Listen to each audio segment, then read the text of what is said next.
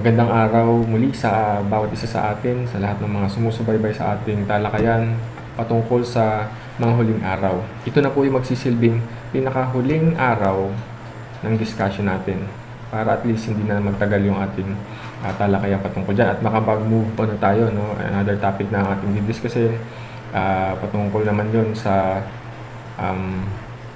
moral choices. Paano ba tayo mamimili? Paano ba tayo magdidesisyon patungkol sa mga current issues na nangyayari sa ating kapaligiran? Okay? So, pero sa ngayon, basahin muna natin ang sinasabi ng batayan nitong millennium o kaya ng millennial year na matatagpuan sa Pahayag chapter 20 verses 1 to 7. Or subaybayan niyo po ako sa aking pagbabasa. Sabi po dito sa verse 1, "Pagkatapos nito ay nakita ko ang isang anghel na bumababa mula sa langit. Hawak ang isang malaking kadena at ang susi ng bangin na walang kasing lalim.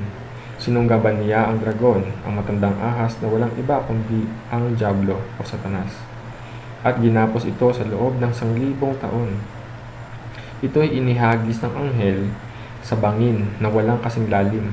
Saka isinara at tinatakan ang pinto nito upang hindi siya makalabas at makapandaya pa sa mga bansa hanggat hindi natatapos ang 1,000 taon.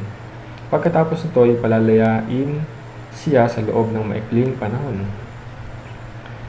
Nakakita ako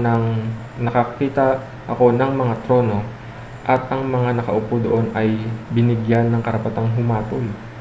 Nakakita ko rin ang mga kaluluwa ng mga taong pinubulan dahil sa pagpapatotoo tungkol kay Jesus at sa pagpapahayag ng salita ng Diyos. Hindi sila sumamba sa halimaw ni sa larawan nito, ni tumanggap man ng tatak ng halimaw sa kanilang noo o kamay. Binuhay sila upang maghari kasama ni Kristo sa loob ng 1,000 taon. Ito ang unang pagkabuhay sa mga patay. Ang iba pang mga patay ay bubuhayin din pagkaraan ng 1,000 taon. Mapalad at lubos na pinagpala ang mga nakasama sa unang pagkabuhay sa mga patay. Walang kapangyarihan sa kanila ang pangalawang kamatayan. Sila'y magiging mga pari ng Diyos at ni Kristo, at maghahari silang kasama niya sa loob ng 1,000 taon. Sa verse 7, pagkatapos ng 1,000 taon ay palalayain si Satanas mula sa kanyang pagkakabilanggo. Yun yung mga verses na kung saan matatagpuan mo yung 1,000 years o yung millennial year na pinapag-usapan natin. Pero sa ating pagpapatuloy, tapusin na natin yung 3 pananaw patungkol sa second coming ng Panginoon or sa mga huling araw. Okay, so ang millennium para lang sa ating recap o pagbabalik tanaw. Ito ay simpleng-simple 1,000 taon ng matinding prosperity o kaya kaginhawahan para sa kaharian ng Diyos. So, kung ang mga premillennialist ay naniniwala na darating muna si Jesucristo na bago yung 1,000 taon na yon, ang mga post-mill naman o post-millennial ay naniniwalang unang magaganap ang 1,000 taon bago siya darating. So, sa madaling salita, 1,000 years muna ng matinding kaginhawahan, prosperity, great prosperity ang mararanasan dito sa daigdig. At after nun, babalik si Jesucristo upang hukuman yung mga dapat niyang hukuman. So, ganun yung kwento niyan. Para sa kanila, ang mundo daw ay nasa stage, no? Itong mundo na to ngayon ay nasa estado na ng patuloy na proseso ng progreso o kaya ng pag-unlad. Okay, so kaya kung mapapansin ninyo, maraming mga invention, maraming mga bagong tuklas. So part yan ng kaginhawahan. Pero hindi naman limit sa ating mga mga experiences. Meron din namang mga nagdi-digress. Meron din namang mga pagkakataon na nagkakaroon ng mga problema ang mga sangkatauhan. Kagaya ngayon na binabagabag tayo ng mga karamdaman at sakit. So, ano pa yung mga paniniwala nila? Ito ay, sabi dyan, pinangunahan ng mga Puritans So itong mga Puritans na ito yung mga talagang sinasabi ng iba na dalubhasa sa pag-aaral ng Biblia at talagang marubdob ang kanilang pagnanais na alamin ang katotohanan ng salita ng Panginoon. At sila rin yung nakikipaglaban noon sa iba't ibang klase ng mga heresies o ng mga maling katuruan at isinusulong kung ano ang sinasabi ng Biblia. So sabi nila, sa kanilang paniniwala, may malaki daw na mga pagbabago na mangyayari saan? Sa buhay ng mga Israelita o ng mga Hudyo at ng mga Hintil. So para sa mga premil, kung maaalala natin, magkaiba kasi yun. Iba ang mga Hudyo at iba ang mga Hintil. So iba ang plano ng Panginoon sa dalawang klase ng tao na yun. Pero dito, mayroong parehong mangyayari sa mga Hudyo at sa mga Hintil. Parehong kikilala sila sa Panginoong Hesukristo at doon magkakaroon ng pagbabago sa kanilang mga buhay at doon matutupad yung mga ipinangako ng Diyos sa Old Testament na sila ay lilinapin, sila ay ililigtas mula sa kapahamakan. Ayon din sa kanila, ito ay nagre-represent ng mahabang panahon para sa pagpapalaganap ng Ebanghelyo. Kaya marami sa ating mga kapatid na mga post-mill ay patuloy lang sila nag-evangelize sa mga tao, especially dun sa mga hindi pa nakakarinig ng salita ng Diyos. Patuloy lang silang gumagawa ng mga charity, ng mga pagtulong, lahat ng pwedeng gamitin upang maipahayag ang salita ng Panginoon, ginagawa ng mga post-mill yan. So dahil naniniwala sila na ito na yung panahon ng transformation, ito na yung panahon ng matinding advancement, especially sa pagpapalaganap ng salita ng Diyos. At mas marami na ngayon ang nakakakilala sa Diyos at kumikilala sa Diyos na may pananampalataya at nakikiisa sa pagpapahayag ng Ebanghelyo.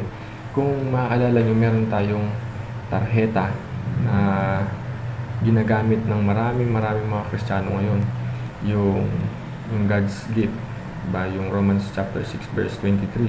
So ginagamit yan ko. So isa na rin yun sa mga patotoo nila na talagang hindi kayang pigilan ng demonyo ang gawain ng ating Panginoon, especially sa pagpapalaganap ng kanyang salita at ng kaligtasan.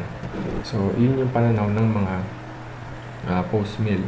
Doon naman sa mga paniniwala ng mga amillennialist, okay, para sa kanila, kung ang post-millennial ay tumitingin doon sa millennial year as the reality here on earth, yung katotohanan, kumbaga physical reality ang pagtingin nila ng kaharian ng Diyos dito sa mundo. Ang mga amillennialist naman ay tumitingin bilang spiritual reality. Tinitingnan nila ang 1,000 years reign ng Panginoong Hesukristo as spiritual. Okay? So ibig sabihin, hindi ito literal, no? So, but rather, it is spiritual. Paano mangyari yun? May makakita natin. Amil is actually misnamed, no? Kaya maraming nagkaka-problema dito sa pananaw na ito dahil ang ibig sabihin ng amillennialism ay ganito, no millennial year. Kasi yung no ang ibig sabihin nun, diba? Sa Greek. So, yung millennial year, 1,000 years, no? Pag pinagsama mo, no 1,000 years. O kaya misnamed. So, mali. So, rather, dapat mas makikita natin yan, no? May mga nagpaliwanag ng mga reform kung ano ba talaga ang mas accurate na itawag doon sa paniniwala ng mga amillennialist. Okay? O ng mga amillennialism. Dapat daw ito ay realized millennialism. Okay? So, mas accurate kung tatawagin natin realized millennium or millennialism. Na ang ibig sabihin, currently, sa panahon natin ngayon, we are in the millennium. We are in the millennial year. No? Sa panahon natin ngayon, yun yung paniniwala ng mga amillennialist. Na tayo ngayon ay nasa panahon na ng paghahari. No? Spiritual 1,000 years. Symbolical long period of time na kung saan ang Panginoon ang naghahari. Paano nangyari yan? So, sa panahon nila Augustine, Saint Augustine, yan yung pinaka-dominant na view, pinaka-nangungunang view ng mga Kristiyano noon. So, gaya ng Eastern Orthodox Church, ng Roman Catholic Church, kasi doon naman ang galing yan, nag-reform lang naman. Tapos yung maraming mga protestante, yan, mga protesters ng Roman Catholic Church, yan yung mga view niyan. So, yung reformers na katulad ni Calvin, John Calvin at saka ni Martin Luther, yan yung position nila, no? Amillennialist or realized millennium, na kung saan ang kaharian ng Diyos na ipinapahayag noon ni Jesus Christ at ang pinapahayag ng mga apostol niya patungkol sa kaharian ng Diyos ay pareho lang doon sa binabanggit na kaharian dito sa Revelation chapter 20 na binasa natin. So, hindi yun magkaiba. Parehong kaharian lang yun ng Diyos, na kung saan mas marirealize natin or mararanasan natin or maintindihan natin ngayon kung titingnan natin yung spiritual explanation nitong mga amil na kapatid natin. So, sabi nila na si Jesus Christ daw ay presently reigning, no? Sa panahon natin ngayon, naniniwala ang karamihan sa mga Kristiyano na si Jesu Kristo ay 100% naghahari, no, sa ating mga puso, sa ating mga isipan mula sa kalangitan. So, nandun ang kanyang trono sa kalangitan, naghahari siya dito sa ibabaw ng daigdig sa panahon natin ngayon. Kung kung tatanungin nila, paano na yung paggagapos na binanggit doon sa Revelation 20, na igapos ba talaga si Satanas? Well, according sa mga realized millennialist, oo, naigapos.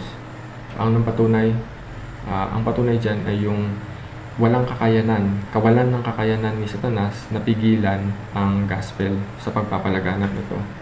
Diba, kung papansin natin, kahit na doon sa mga close countries, hindi kayang pigilan ni Satanas yung pagpapahayag ng salita ng Diyos. Dire-diretso lang. Pinapatay na yung mga Kristiyano, pero dire-diretso pa rin, no? Sa pamamagitan, lalo na ngayon, yung great advancement natin sa technology, kahit napigilan tayo ng COVID, hindi pa rin mas lalong dumami yung access natin para ipahayag ang salita ng Panginoon, no? Ang kaligtasan. So, sa pamamagitan niyan, naniniwala yung mga amillennialist na si Satanas ay weak, kumbaga nakagapo siya, wala siyang magawa para pigilan ang gospel. So, yun yung paliwanag nila doon. Pero siyempre, para sa mga premil, kailangan literal. Talagang igagapos, makikita mo at itatapon siya sa pit na binabasa natin kanina, sobrang lalim na hukay at tinakpan at sinelyuhan pa para hindi siya makawala. So, yun naman ang pananaw ng mga premil na kapatid natin. Pero for now, sa ngayon, no, ang mga mananampalataya ang bumubuo doon sa kahariang binabanggit ni Jesu Kristo at ng mga disciples at ng Revelation chapter 20. So, kung ikaw ay mananampalataya ng Panginoong Jesu Kristo, ikaw ay kasama doon sa kahariang binabanggit sa binasa natin. At isa ka doon sa mga mananampalatayang nagdudulot ng progress, no, ng pagpapahayag ng gospel o ng ebanghelyo. Kaya ano man ang gawin ng kaaway, no, nagpupumiglas man siya, mayroong isang illustration pa na ipinaliwanag yung ilang mga pastor ng view na to. Sabi nila, si Satanas daw ay parang butiki, no, na kung alam niyo yung butiki, pagka buhay pa yon, galaw ng galaw yung buntot nun. Pag hinuli mo, sa kakapiglas niya, napuputol yung buntot. So, si Satanas daw ay parang isang butiki na nung hinuli, wala na siyang magawa, nakakulong na siya. Pero yung buntot niya na naputol, yun yung kumakawag-kawag.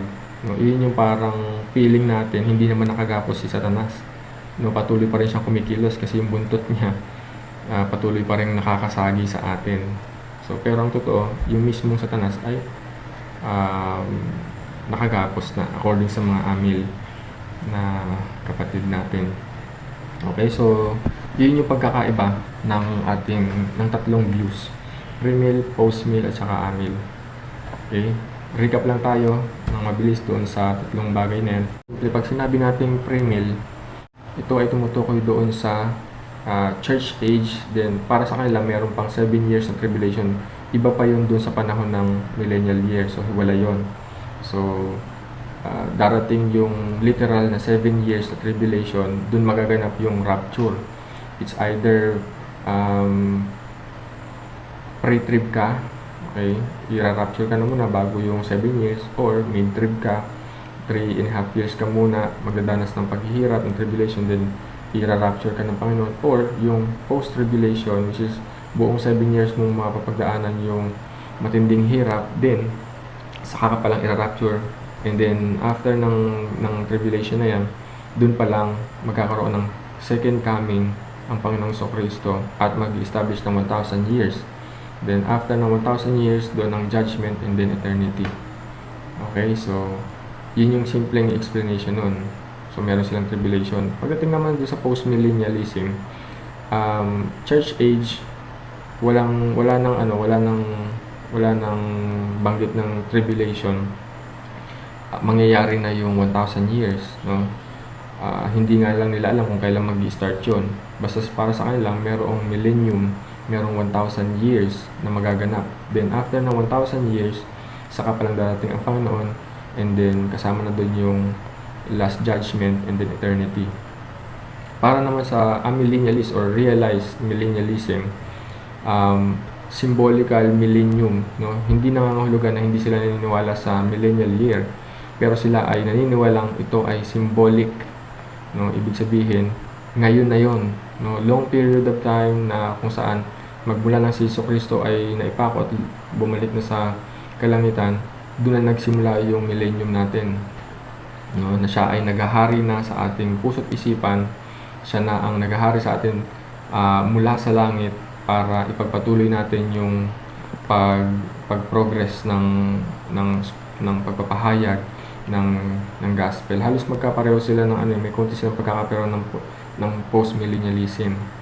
Then after niyan, anytime pa pwede nang bumalik ang Panginoong Kristo at sa kanyang second coming, doon na siya papatupad ng last judgment and then eternity. Diba?